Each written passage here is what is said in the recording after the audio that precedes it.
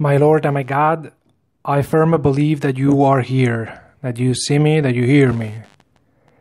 I adore you with profound reverence. I ask your pardon for my sins and the grace to make this time of prayer fruitful. My Immaculate Mother, Saint Joseph, my Father and Lord, my guardian angel, intercede for me.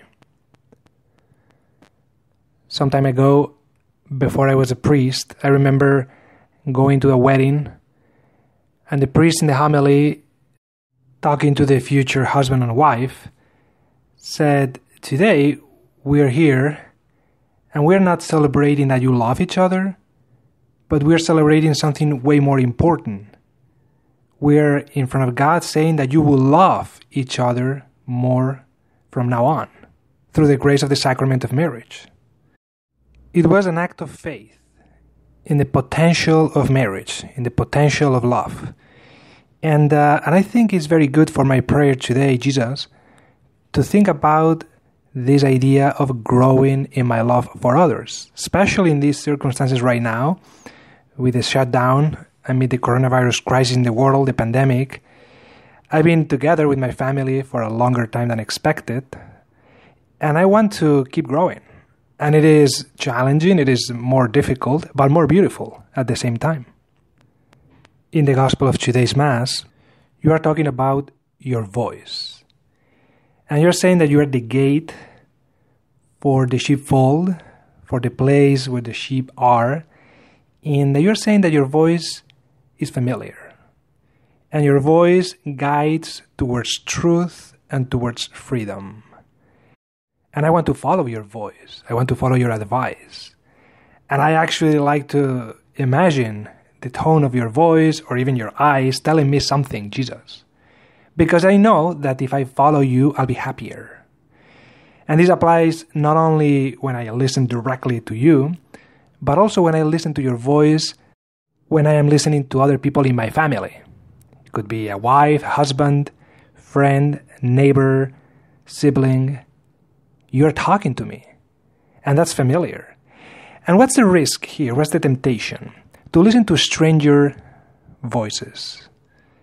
And what's the point of listening to a stranger? I think that what you are talking about is that the strangers never ask you anything personal. The strangers, by definition, and it's not a fault, it's just what it is, they talk about superficial things, like weather, or sports, or your car, or whatever. But it's superficial. It's not deep. And it's fine, I guess.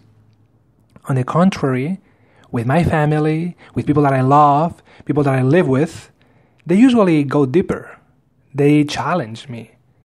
But not because they hate me. On the contrary, it's because they love me. Precisely because they love me, they expect more from me because they know that I can give more and I can be happier in giving more.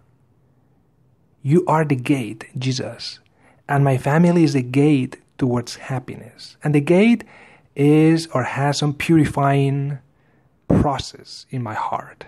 The more I give, the freer I am. So maybe you're asking me to love more. And I think there's another temptation, which is to hold on past experiences when I tried to love and it didn't work, or I had a bad feedback from someone else. And my past experiences maybe stop me from trying again. I don't want to take risks because I know that I may suffer. And I prefer to keep my heart in a safe cage, in a safe environment where I control everything. And without risks, there is no love. I know that. So maybe today, Jesus, I want to ask you the strength to go through that door, to walk through the threshold of my securities in order to enter into the risky, adventurous life of love. Some months ago, I had the chance to go to have dinner with a family that I know. They have been married for around 40 years, and I was there at their home. The kids weren't there. They are grown-up kids, and then they are living their lives, so it was just a couple. And before sitting at table, we said grace, standing up around the table. That was their custom. And I perceived something very small, a little detail of love, but I really like it and I want to share it with you. Before sitting down, the husband went around the table and he stood up behind his wife and helped her to sit down, moving gently the chair behind her. And then he went back to his seat and sat down. And then we started dinner. And I thought, this is really powerful. Because it is easy to be gentleman when you are dating during the first night or first weeks. You are in love, you are just excited about everything, and you just don't see any defect on the other side. But after 40 years, to be able to do that means a lot. It means that your love is not static. It's not something that happened in the past, but is growing, is alive right now, today, tonight. And also because it takes into account many occasions of sharing defects, sharing, failures, sharing limitations, and overcoming them. This is the voice that we want to listen. The voice that is from God and is telling you, have mercy. Is telling you, be more generous, get out of yourself. Risk. And you may think, well, but I don't want to risk because they know me already. They know that I'm a disaster, or I've tried many times, and maybe I actually make people suffer because I give them some expectations and later I cannot accomplish them. And then we get into this kind of a maze, mental labyrinth, where everything is complicated and we are not free. We are not free there. There's a stifling atmosphere that controls everything and doesn't allow us to breathe and to look forward. I read recently that intimacy is the fruit that grows, develops, when we share our wounds. When we share everything. And this is the voice, this is the context, the framework of friendship and love. Sharing everything, following others, not because we are perfect or they are perfect, but sharing everything and helping each other. And this is what Jesus says today in the gospel. Listen to my voice. I will protect you. Listen to my inspiring voice that will allow you to go farther beyond your possibilities. Trust me. Do I trust you, Jesus? Do I trust you when I love? Do I risk? Or do I withdraw into the places where I don't suffer because there is no connection with anything and it's about myself? There is this movie, I'm sure you have watched it, The Fiddler on the Roof, a classic, a musical. And the wife of the fiddler, there's a moment that is asked, "Do you love me?" by her husband.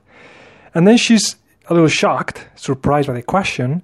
And there's a monologue. She's singing and talking to herself, answering the question, "Do I love him?" And then she's thinking out loud, saying, "Well, I think so. After 25 years together, I've been ironing your clothes. I've been cooking for you. I gave you some children. I've been together. We have been together through a lot of things. I guess I love you." But it is wonderful to see her answer because it's a reflection about love. It's a reflection about what's the point of being here together with you. And the answer is only through love. This is doable. There's the only way, the only gate, the only voice that you can follow if you want to be with someone more than a weekend. There's a whole book of teaching in that reflection that I want to take for myself. Jesus, do I love you? Do I love others? And then you would say, yes, you do. But if you want to go farther and deeper, follow my voice. If there is someone in history that followed your voice constantly, was the Blessed Virgin Mary. For her, for Mary, your voice was music. And sometimes she needed to ponder. It was not easy for her to follow your advice or to understand you perfectly. But we see that the freedom of Mary was a reality, not only when she said yes at the beginning, but throughout her constant yes in her personal life. And Mary grew in happiness. Mary grew in freedom. Mary went through that door many times, very happy to do that. My mother helped me to understand this well. I will achieve happiness if I freely embrace the circumstances where I am now and the circumstances in my life. I want the voice of your Son, Jesus, to be music, to be the melody that I follow in order to achieve happiness, joy, and freedom. I thank you, my God, for the good resolutions, affections, and inspirations that you have communicated to me in this meditation. I ask your help to put them into effect. My Immaculate Mother, Saint Joseph, my Father and Lord, my guardian angel, intercede for me.